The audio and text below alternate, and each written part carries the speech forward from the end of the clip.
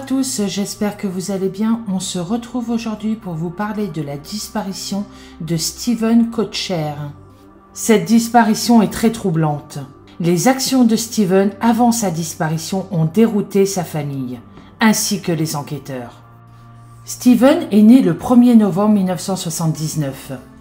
Il a suivi les traces de son père pour devenir journaliste et a obtenu son diplôme à l'université de l'Utah. Steven vivait à Saint-Georges dans l'Utah au moment de sa disparition. Il est décrit comme un homme qui va à l'église et qui est très croyant. Par contre, malheureusement, je n'ai pas plus d'informations sur son caractère.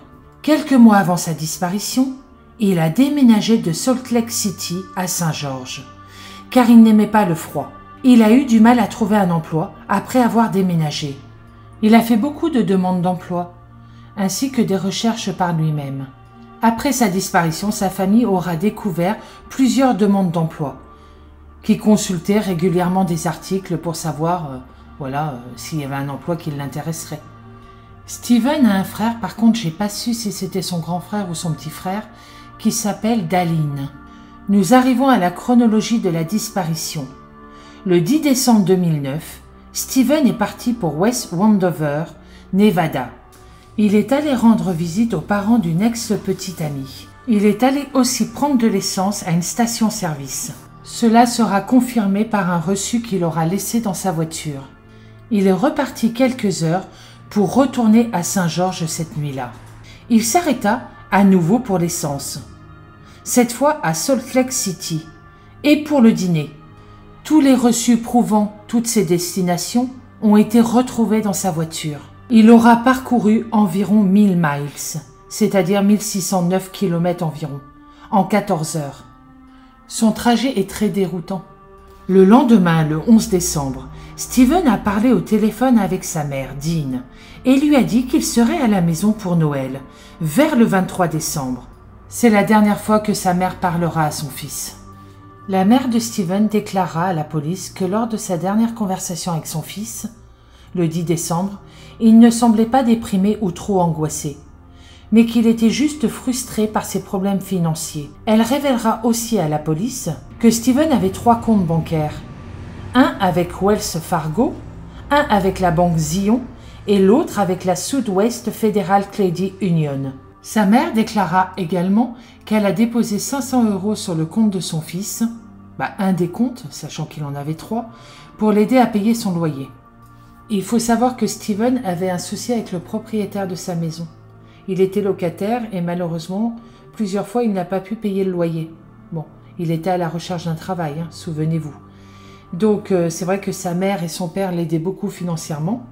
Mais à un moment, il a été très en colère parce que ce certain Bishop aurait appelé son père en disant que son fils ne payait pas le loyer. Donc, quand Steven a su ça, il s'est mis très en colère. Car il n'a pas compris pourquoi le propriétaire... mettait en cause son père, je veux dire, il est majeur, donc il aurait dû l'appeler lui, ce qui est tout à fait normal entre nous. Le propriétaire sera interrogé par la police. Il déclara que Steven lui aurait dit qu'il aurait tout rattrapé d'ici janvier, et que s'il pouvait effectivement attendre jusque-là. Cette disparition est très déroutante.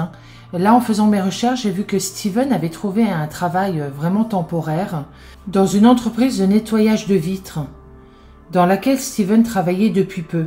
Il distribuait aussi des tracts. On l'a découvert en fin de compte, vous allez voir un petit peu plus loin, on a trouvé beaucoup de papiers dans sa voiture.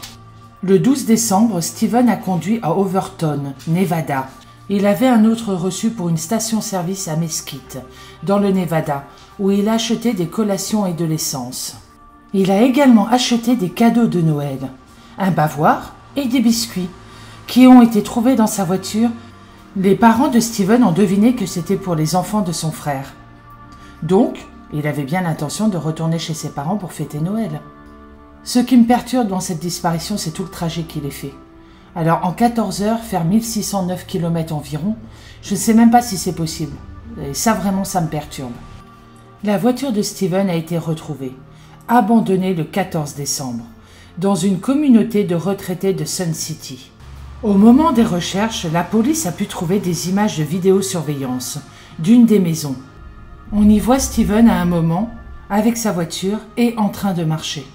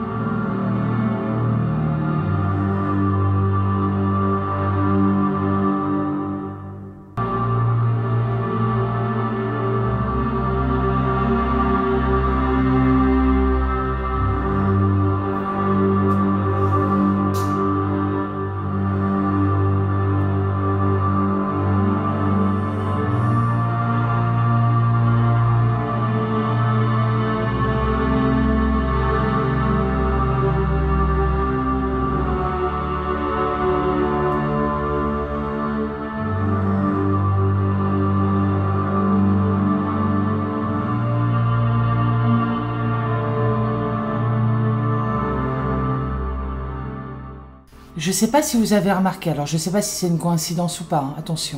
On voit bien Steven en voiture, on voit par la suite un 4x4 blanc, on revoit Steven Mella à pied, et ce 4x4 blanc le suit.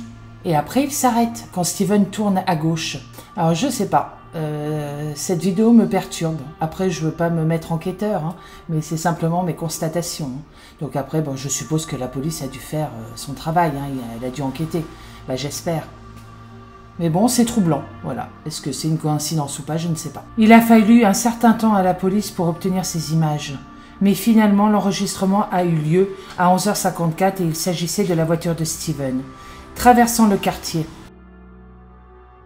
Environ 6 minutes plus tard, une silhouette passe devant les caméras. La police a montré à la famille, justement, ces enregistrements. La famille a bien reconnu Steven sur la vidéo, mais ils ont aussi vu qu'il portait une enveloppe. Alors là, par contre, j'ai beaucoup de mal à voir ça. Mais bon, après, c'est moi. Hein. J'ai pas une vue exceptionnelle, malheureusement. Donc, je ne sais pas ce que vous en pensez. À 17h le même jour, le téléphone de Steven était toujours allumé. Il a sonné dans une zone à 10 000 de l'endroit où sa voiture a été retrouvée.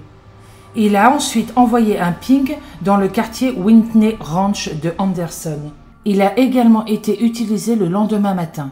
Il a envoyé un ping à l'Interstate 515 et l'USR Route 93. Je vais vous mettre de toute façon tous les pings en photo, car il y en a tellement. Je sais pas, c'est vraiment très perturbant. Dans sa voiture, la police a retrouvé plusieurs papiers, déjà, au niveau du compte bancaire, plusieurs tickets de stationnement, plusieurs tickets au niveau des stations-service. Donc on a su à peu près voilà son trajet et là où il est allé exactement. Le téléphone n'a jamais été réutilisé par la suite. Le 18 décembre, la famille de Steven s'est rendue chez lui pour enquêter.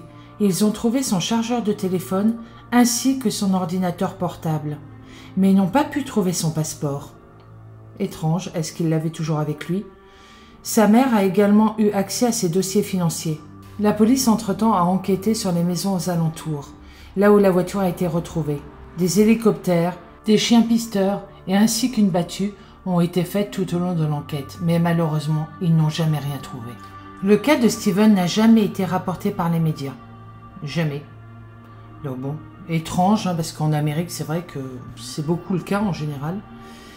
Simplement, le cousin de Steven a mis sa photo sur des packs de lait, car c'est là où il travaille. Voilà, l'entreprise a voulu effectivement faire ce geste-là pour lui. Son cousin également a créé une page Facebook pour avoir quelques témoignages, on ne sait jamais.